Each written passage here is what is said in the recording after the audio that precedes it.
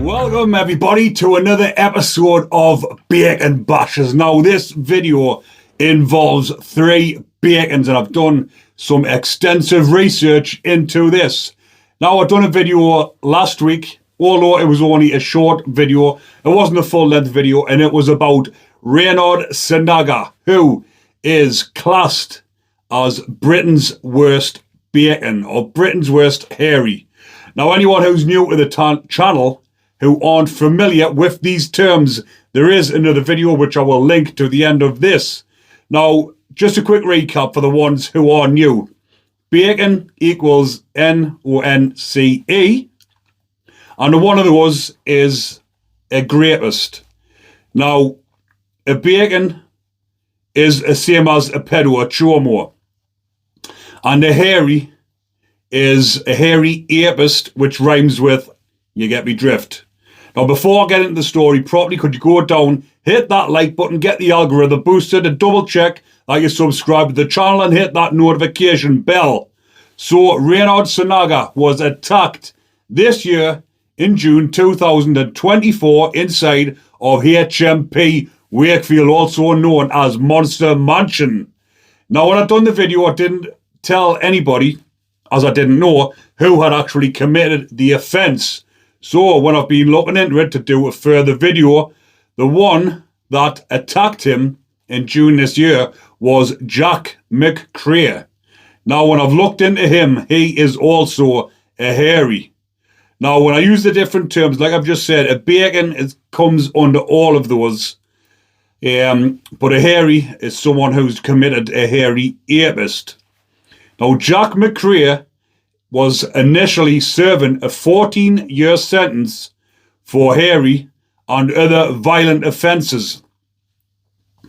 Now, he was on the Isle of Wight serving that sentence when, in 2022, he attacked another bacon inside that prison. Now, that offence, or that attack, was well planned, and he was planning on taking his life. Now, I have tried to look up to see who it is, but it doesn't say in the paper who he is. It just says the bacon was attacked. And the reason why he attacked him, because he had actually said the worst bacon in the prison. So he wanted to attack him for that, because he's inside for a hairy against a woman in her 20s. And this other bacon is in for crimes against little ones. So he's probably thinking he's got a bit of a hierarchy on the bacon wings, because this is where all of this will be happening, on the VP wings, the vulnerable prisoner wing, which, like I've mentioned previously on videos, they're anything but vulnerable out here when they are harming little ones and women. But when they're inside of prison, they become vulnerable victims, because they're vulnerable to attack from the other prisoners on main location. Now, all of these bacons have been together on the Isle of Wight, and he has actually tried to take his life. He's battered him all over, took him in the pad, sliced him up, and he said, whilst he was getting interviewed afterwards, that the only reason he left the attack and left it the way it was because he thought he was actually dead. So for that offence, he was sentenced to life imprisonment with a minimum of 15 years. So from there, he was sent up to HMP Wakefield, which is Monster Mansion. And the whole jail is full of bacons and hairies. Or if you want the other term, beasts. It all comes under the same bracket. They're all a bunch of monsters taking care of each other inside of prison.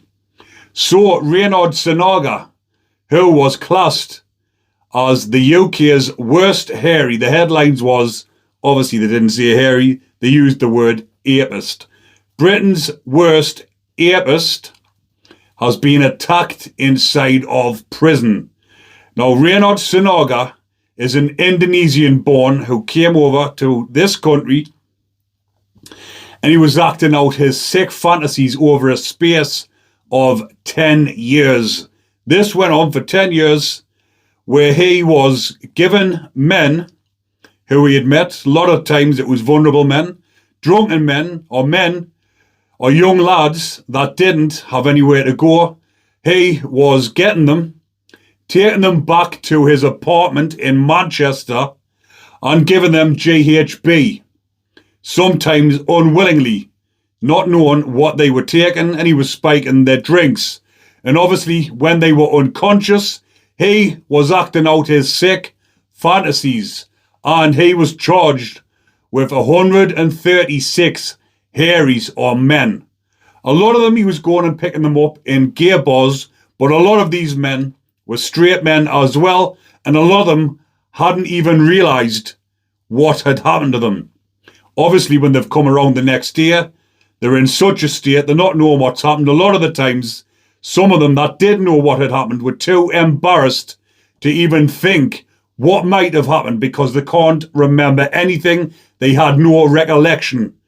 But one day rather, some of them got a knock on the door because this sicko was recording and marking down what he had actually done. So when the coppers went back to trace all the victims, a lot of these men hadn't even realised what had happened. I mean, some of them, especially when you've come around in the morning, will have known something wasn't quite right. But like I've mentioned, a lot of them would have been embarrassed not knowing what had actually went on. But this sick, depraved beast was doing Harry's on these men, and a lot of them, like I've mentioned, were young men and teenage men. And the reason he was caught was because one of them, an 18-year-old lad, had actually came round halfway through when he was acting out his sick fantasies. And the young lad, give him his due, has turned round and battered him all over, give him the hiding of his life. His face was an absolute mess, black and blue. And that's when the police were alerted, and that's when he was arrested, and everything had come to light. He was doing this for 10 years, and he got away with it for 10 years. But he was given life with a minimum term of 40 years, meaning he will not be released until he has served 40 years in prison. Then he will be up for parole. So he's in HMP Wakefield with the rest of the monsters, and he, according to sources, swaggering around the place like he owns it, thinking he's one of the boys, and very arrogant, cocky attitude. So obviously Jack McCrea, the other Harry, has come across him in June of this year, and I'll put a picture up of him there. You can see that he's a quite intimidating looking character. He's obviously a violent individual that has attacked a lot of inmates. There is another 3 inmates that he's actually attacked on other occasions, and he's also attacked the screws. So as you can imagine, someone like this is very hard to manage inside of prison, especially when he's a bacon, a VP, on them type of wings where those type of prisoners aren't normally like that. They're quite quiet and squeaky clean. But when they come across someone like this, who is quite challenging, it's very hard for the prison service to deal with this type of bacon. So he's come across Sinaga, not like the way he's going on with his swaggering attitude, and he has hatched a plan together, and luckily for Sinaga, the screws have jumped in and helped stop the attack, because obviously he was planning on committing very serious violence on this bacon. But like I've mentioned, he's attacked them, but the screws have jumped in and stopped the attack. So luckily for Sinaga, unluckily for McCrea, because obviously he wanted to act out his prison justice and his prison fantasies. So the attack was stopped, and he has now been moved up to HMP Franklin, where he'll be put on the bacon wings up there. And guess what? They've put him in the right place, because he's now in among some of the most high-profile bacons in the system.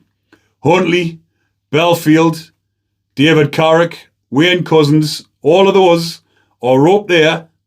And guess what? Sometimes they put these type of prisoners in there on purpose, because as you can quite imagine, it's not just us out here who would like to see prison justice happen to these child murderers inside of prison.